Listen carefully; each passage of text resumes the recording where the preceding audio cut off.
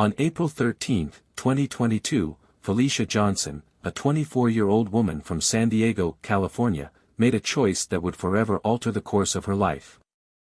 What was supposed to be a birthday celebration in Houston turned into a tragedy. She went missing without a trace, and weeks later, only half of her body was found, discarded in the woods like garbage.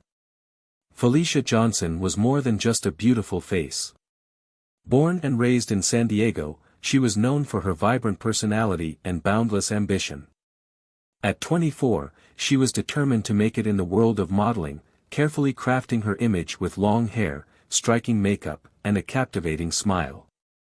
Her social media accounts were filled with glamorous photos, giving the impression of a young woman on the brink of success.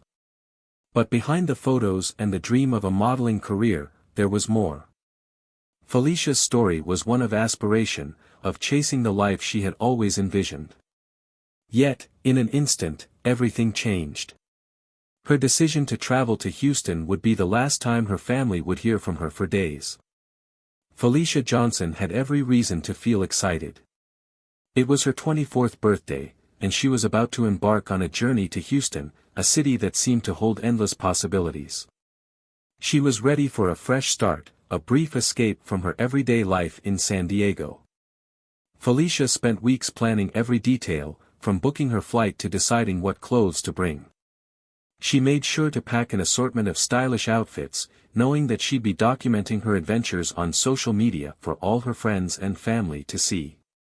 Her excitement was contagious, as she imagined the vibrant nightlife, the new people she'd meet, and the potential opportunities for her modeling career. Houston was known for its energy, and Felicia couldn't wait to immerse herself in it. She had plans to explore new places, take photos, and share her journey with her growing social media following. Everything seemed perfectly in place for what she hoped would be a birthday to remember. But no one could have predicted how her plans would take a dark turn. Felicia was never one to let the world forget her presence.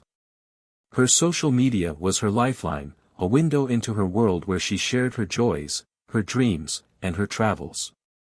Throughout her trip, Felicia stayed in close contact with her family, especially her father, Kevin Johnson. She sent photos, posted stories, and made sure her loved ones knew just how much fun she was having. Her frequent updates were a way to reassure her family that she was safe and enjoying herself. Felicia was the type of person who couldn't help but share her experiences. Whether it was a visit to a local restaurant or a stunning view from her hotel room, she always had something to show. It was part of who she was, always connected, always present. So, when her social media went quiet on April 13, 2022, her family became immediately concerned. It was uncharacteristic for her to stop responding, especially without any explanation. Her sudden silence was unsettling, but it was just the beginning of a nightmare that would shake everyone who knew her. 2 days.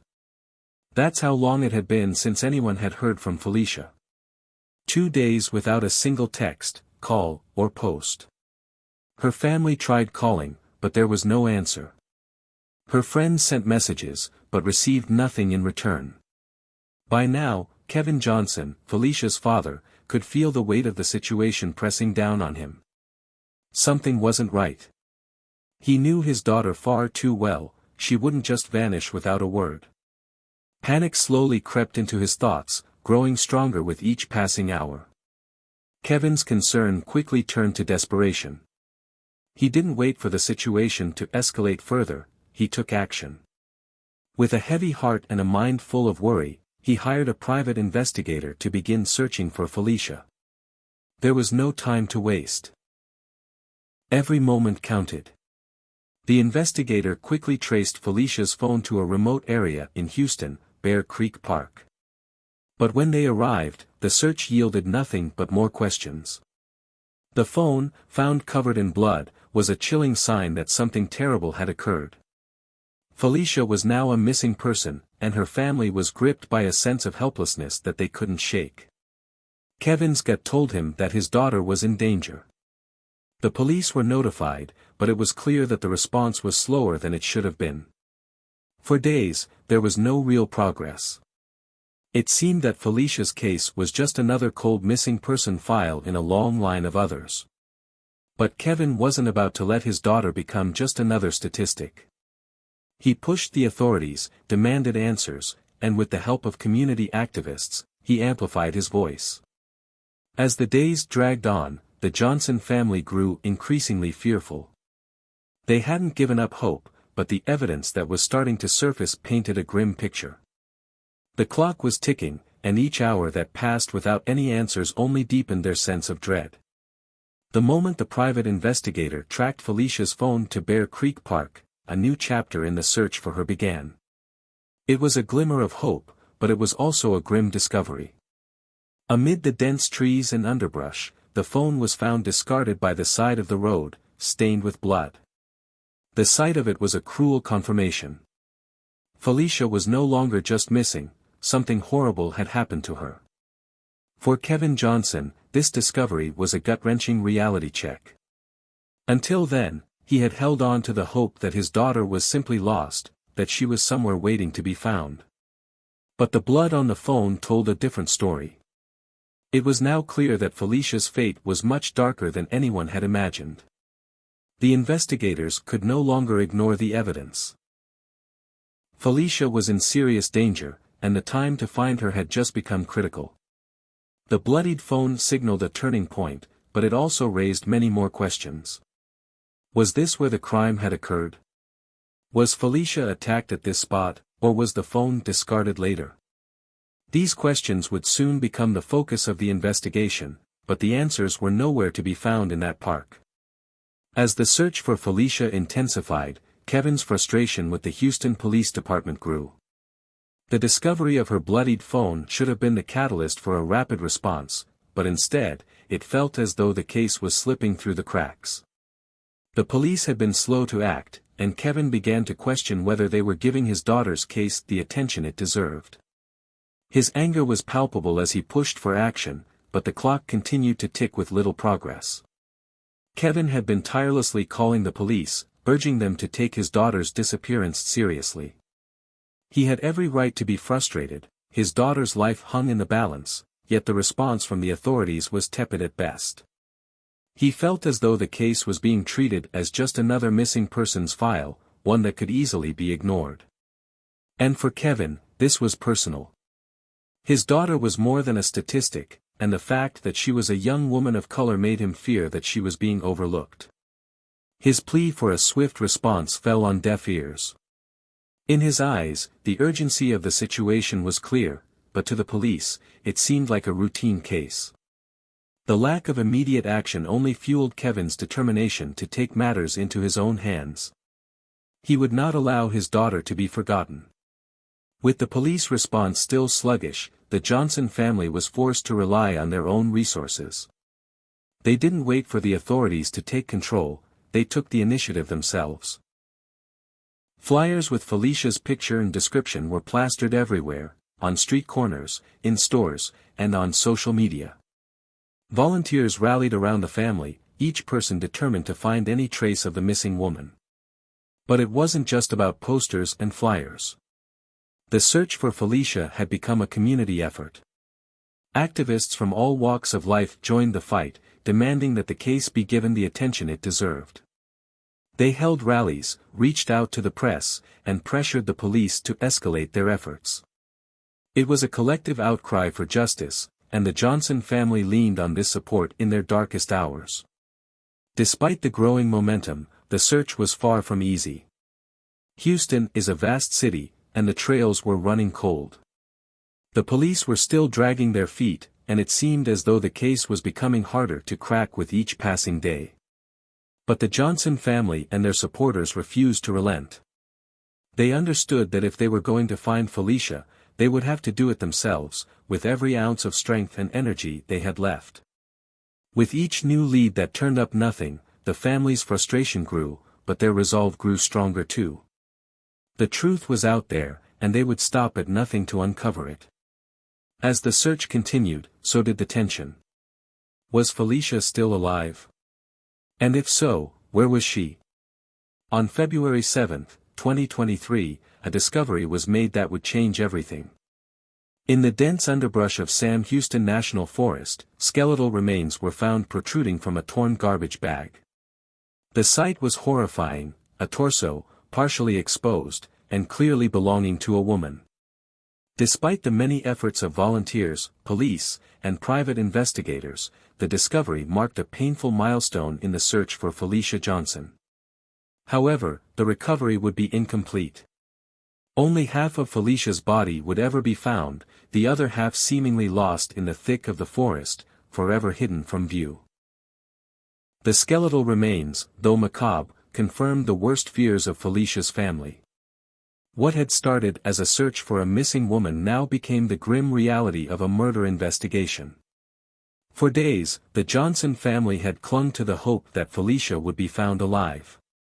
Now, they were forced to confront the unimaginable. Their daughter was gone, and all that remained were fragments of the life she had once lived.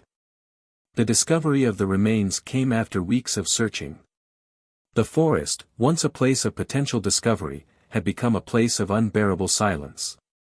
Felicia's body had been hidden in the shadows of this vast wilderness, untouched by the passing of time. But when it was finally uncovered, it brought an end to the search, a search that had taken everything from the family, their hope, their peace, and their belief that Felicia would walk back into their lives. The identification of the remains was a moment no parent should ever have to face. It was through the careful analysis of forensic experts that the identity of the victim was confirmed. The Johnson family was called in to identify the body, and the heartbreak that followed was immeasurable.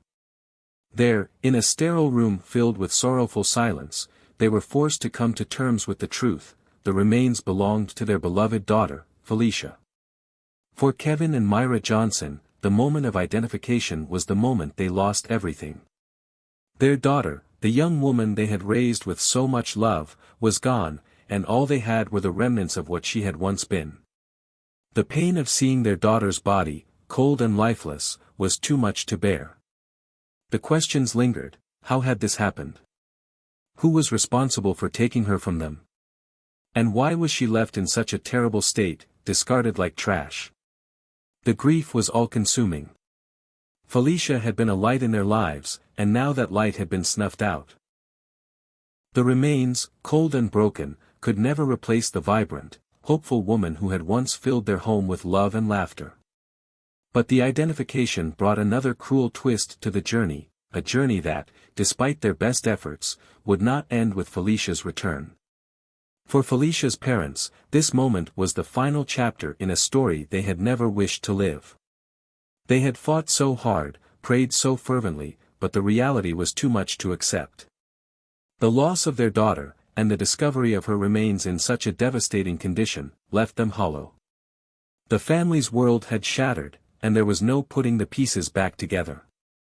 As the investigation continued, every detail was examined, every lead followed, and slowly, a timeline began to form. Felicia's movements in the hours leading up to her disappearance were pieced together like a puzzle, each clue pointing to a different moment in time. Surveillance footage from various locations started to paint a picture of Felicia's final hours before she vanished from the public eye. The footage was crucial in understanding the sequence of events. It showed Felicia entering a local club, trying to apply for a job. She seemed confident, as if she was stepping into a new chapter of her life. But things did not go as planned. After being turned away from the club, Felicia was seen outside, waiting for a taxi. However, the taxi was delayed, and in that time, another man approached her, a stranger who offered to give her a ride. The man was identified as Chukweubuka Nwooboodo. Surveillance cameras captured him speaking with Felicia briefly before she agreed to accept the ride. They were seen leaving the area together, disappearing into the night. That was the last time anyone would confirm seeing her alive. The footage gave a chilling insight into her final decision. She had trusted this stranger, a choice that would lead to her tragic fate. As the investigation progressed, the police honed in on Chukweubuka Nwooboodo. A 28-year-old Nigerian-American, Nwooboodo's name began to surface as a key figure in the events leading up to Felicia's disappearance. Through further investigation, the police learned that Nwooboodo had met Felicia online. She had posted an ad on an escort service website, and Nwooboodo had responded with an offer, $500 for a night together. Their initial interaction, it seemed, was innocent enough, a simple arrangement between two people. But as the investigation delved deeper, it became clear that Felicia's meeting with Nwooboodo was not as straightforward as it appeared. After being turned away from the club, Felicia had made a decision that many might see as a risky one. She agreed to meet Nwooboodo. She had chosen to trust him, perhaps too quickly, with a stranger offering her what seemed like a simple exchange. The police were able to trace Nwooboodo's movements, confirming that he had indeed picked Felicia up after she was rejected at the club. He drove her to the Houston Medical Center hotel, where Felicia had been staying. But what happened after they arrived remains unclear. Nwooboodo's role in Felicia's disappearance was becoming more complicated with every new discovery. Was he just another person who had taken advantage of a vulnerable woman? Or did he have a more sinister connection to her tragic end? Chukweubuka Nwooboodo was now a focal point in the investigation. The police knew that if they could piece together his role in Felicia's last moments, they might uncover the truth about what had really happened to her. But as they began to unravel the timeline, they were left with more questions than answers. What did Nwooboodo know? What had he done after dropping her off at the hotel? And most importantly, where was Felicia? As the investigation into Felicia's disappearance dragged on, public outcry grew louder. The silence from authorities was deafening, but it didn't go unnoticed by the public. Social activists, including figures like Chukweubuka, began to take a stand. They saw Felicia's case as more than just a tragedy, they saw it as an example of the systemic neglect faced by women of color. For them, it was not just about Felicia, it was about the countless other women whose stories went unnoticed and ignored by the system. Chukweubuka and others in the activist community used their platforms to demand justice for Felicia. They brought attention to the broader issue of missing persons, especially black women, whose cases often failed to receive the urgency they deserved. They spoke out against the apathy of law enforcement and highlighted how the police seemed to disregard the seriousness of cases involving marginalized communities. The public's growing frustration began to spill over into the streets. Protests were organized, and rallies were held, calling for action in Felicia's case and for greater accountability within the police force. Activists urged the public to stay vigilant, to push for justice, and to remind everyone that a woman's life mattered, regardless of her race or background. Through their efforts, they amplified the voices of those who felt unheard, ensuring that Felicia's story would not be forgotten. The efforts of activists and the public's demand for justice did not go unnoticed. The media soon picked up the story, and it began to gain national attention. Felicia's case, initially buried in the many reports of missing persons, was now front and center.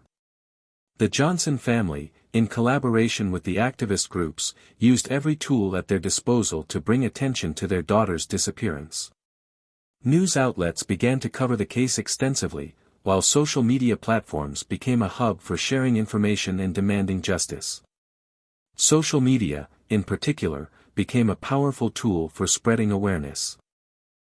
The Johnson family's persistence, combined with the public's rallying cry, forced the police to take a closer look at the case. It wasn't just the family and activists who were pushing for answers now, it was a nation. Hashtags demanding justice for Felicia went viral, and online petitions gathered thousands of signatures. The momentum behind the case grew so strong that it was impossible for authorities to ignore. With the media coverage came pressure. Pressure on the Houston Police Department to act, pressure on local officials to respond, and pressure on everyone involved to take Felicia's case seriously. The public was no longer willing to accept slow-moving investigations or brush off answers. They wanted results, and they weren't going to stop until they got them. The voices of the public, amplified by social media and activists, finally began to make a difference. The Houston Police Department could no longer pretend that the case was unimportant. The demands for justice reached such a crescendo that it forced the police to act with more urgency, pushing them to focus on the details that had been neglected in the early days of the investigation. Felicia Johnson's death raised more questions than answers. What should have been a simple investigation into a missing person turned into a complex case that revealed the deep flaws in how missing persons cases are handled, particularly when the victim is a woman of color. Felicia's disappearance shed light on the disparities in law enforcement's response to certain cases and exposed the systemic neglect that women from marginalized communities often face. This case ignited a broader conversation about the treatment of missing persons and the way society and authorities often overlook the vulnerable. Felicia's family, devastated by their loss, found themselves in the spotlight as they fought for justice, not just for their daughter, but for every other person whose life has been disregarded by the system. Her death raised questions about how many other cases had been brushed aside, simply because the victims didn't fit the right narrative or come from the right background. The public outcry following Felicia's death sparked a nationwide movement, but it also left a bitter truth behind: the work is far from done. Felicia's case may have received attention, but how many other families will go through similar struggles without the same level of advocacy and support? Felicia's death was not just the end of a life, it became a call for change in how we protect and value all lives, especially those who are most vulnerable. As the investigation into Felicia's death continues, all eyes have turned to Chukweubuka Nwooboodo. He remains a key figure in the case, and the question on everyone's mind is whether he will face justice for his involvement in her tragic end. Authorities are still piecing together the details of that fateful night, and the legal proceedings against Nwooboodo are unfolding slowly. The question remains: will the justice that Felicia's family has fought so hard for ever be delivered, or will this tragic case become another statistic, swept aside and forgotten? For now, Nwooboodo's fate is uncertain. Authorities continue to investigate, and as new information emerges, it is clear that Felicia's family is not the only one seeking answers. As the legal system works through the evidence, there is hope that this case will not end in silence. For Felicia's loved ones, the only hope is that Nwooboodo will be held accountable for the pain he caused, and that justice will be served, no matter how long it takes. Felicia Johnson's story is a reminder that no one is truly safe until justice is served. Her tragic end highlights the need for vigilance, for compassion, and for holding those in power accountable. Her story, while heartbreaking, serves as a warning to us all to be aware of the dangers in our communities, to look out for one another, and to demand justice for those who cannot speak for themselves. Felicia's case may have ended in tragedy, but it is far from forgotten. Her family's fight for justice is not just for her, but for every person who has ever felt overlooked or disregarded. Her story calls for change, a change that ensures everyone's life is valued equally. And as we reflect on this case, let us all remember, we must remain vigilant and continue to fight for those who have no voice, for only then can we begin to create a society where no one is left behind. Thank you for watching. If you believe justice is overdue and that stories like Felicia's deserve to be heard, share this video and continue to raise your voice. Every share, every comment, and every conversation brings us closer to the accountability and justice that is so desperately needed. Don't forget to subscribe for more documentaries like this, where we uncover the truth and fight for what's right. Stay safe, stay vigilant, and always be aware of the world around you.